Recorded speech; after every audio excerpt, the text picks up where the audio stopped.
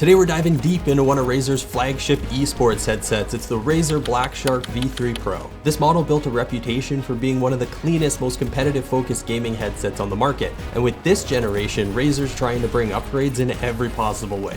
Let's start with the design. The BlackShark V3 Pro continues the aviation style look that defined the BlackShark series from the beginning. It's clean, kinda minimalist, and clearly designed with competitive players in mind. No bulky RGB panels, no flashy gimmicks, just a refined headset built for performance. You're looking at the esports green edition, but you can also get it in black or white and some themes as well. The build quality is excellent. You get steel reinforced sliders and the pivot connection feels sturdy. The rest of the body's high quality plastic, but nothing feels cheap or squeaky. Everything has a nice tight premium feel. And I can stretch it out pretty far without it feeling like it's gonna snap in half. The caps on the ear cups are removable, they're just held in place with some magnets, and that's because you can replace them with custom options from Razer, or if you have a 3D printer, maybe you can make your own. The headband's fitted with soft plush memory foam, and the outside has this leatherette finish with stitched edges. Not only does it feel durable, but it looks super premium at the same time. For the ear cushions, Razer's using memory foam covered in a combination of leatherette and breathable fabric. That combo helps create a seal to block out background noise and provide a more comfortable contact surface against your head and the sides of your face at the same time.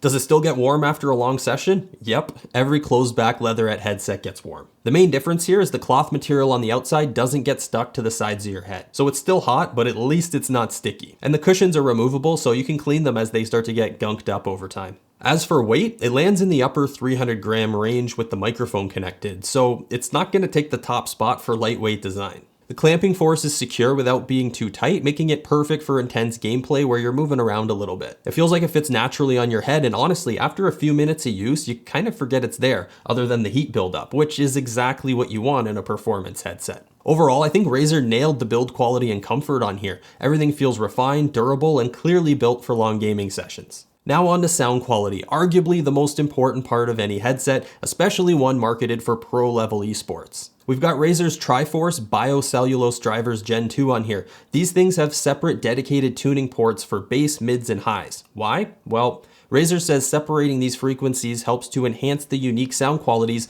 within each of those ranges. Out of the box, the sound signature's clearly tuned for gaming. You get crisp, elevated highs, exaggerated bass, and kinda average mids. For shooter games like Overwatch, CS2, and Valorant, the tuning's pretty good. Footsteps are clear, reloads pop out in the mix of everything that's going on, and you can easily identify subtle movements around you. All good stuff there. There's other EQs in Synapse, including gaming and esports modes, but I find these just bring the bass up too much. They do bring the highs up even more though, which helps hear enemies better. When you enable THX spatial audio, this is where I feel like you actually might be getting a competitive advantage. Unlike older virtual surround sound implementations that sometimes introduce reverb or weird echoes or other bad stuff, THX Spatial on the BlackShark V3 Pro actually sounds pretty clean and accurate. It enlarges the soundstage and makes positional audio incredibly convincing. You get a real sense of distance, angle, and the environment around you, and it really does help tracking down nearby enemies. And if that's not good enough, you can also play around with some enhancements to bring out footsteps and other subtle stuff even more. If you've seen my headset reviews before, you know I don't like fake surround sound, but this one's a bit different. I still think it gives the audio a weird artificial sound, but it's not so bad that it would keep me from using it, which was always the case in the past. And it's not just good for competitive FPS games. Even in single-player games like Cyberpunk 2077, the amount of detail you can hear in the open world is insane. It takes the whole experience to a new level because it immerses you so much into the environment. Now for me, all this good stuff with THX is mostly true with the default EQ profile. Switching to any other profile in Synapse, including gaming and esports, brings the bass up way too much to the point that weapon sounds become distracting, and it starts to take away from the overall experience. Now, is this the ideal headset for music? Out of the box, I don't really like the tuning for casual listening, and the music EQ brings up the high range so much that it starts to sound kind of distorted. But playing around with the EQ, I was able to get a much more balanced and enjoyable sound that made it pretty good overall. Razer put the biggest microphone capsule I've ever seen on a gaming headset on these new BlackSharks. It's a 12mm Hyperclear mic with a sample rate of 48 kHz, which is quite good, but the bit depth, at least on wireless, remains 16-bit. Out of the box with the default profile, it's good enough for clear in-game comms, and in a pinch, it could work for streaming or voiceovers for social media content. But you can also change the EQ presets. If you want that bass-heavy podcast sort of sound, you can set it to broadcast, and that's going to boost the low end to imitate a studio microphone type of sound.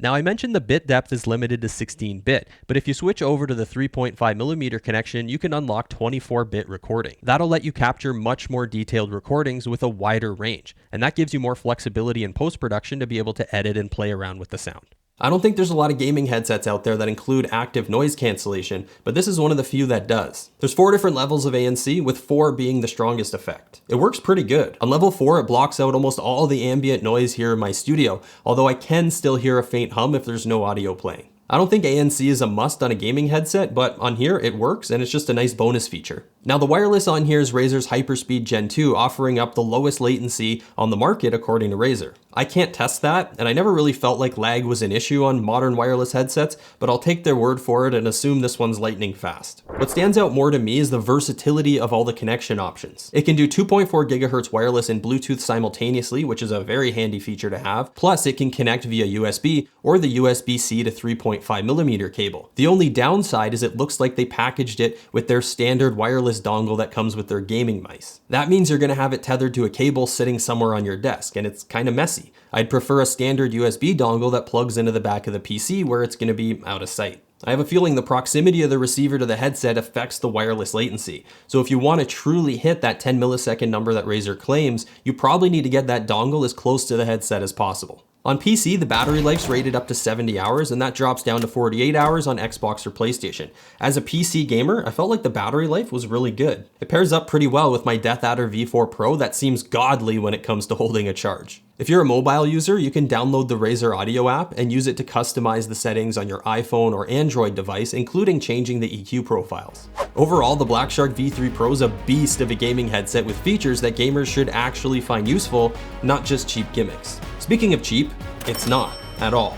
It's more like an investment into your pro gaming future. In all seriousness, I really like what this one has to offer, and I'm gonna switch to it for gaming and everyday use on my main PC. Full specs and details are in the description along with purchasing links. Drop a comment and tell us what you think about the BlackShark V3 Pro. Get subscribed on your way out, and we'll see you soon.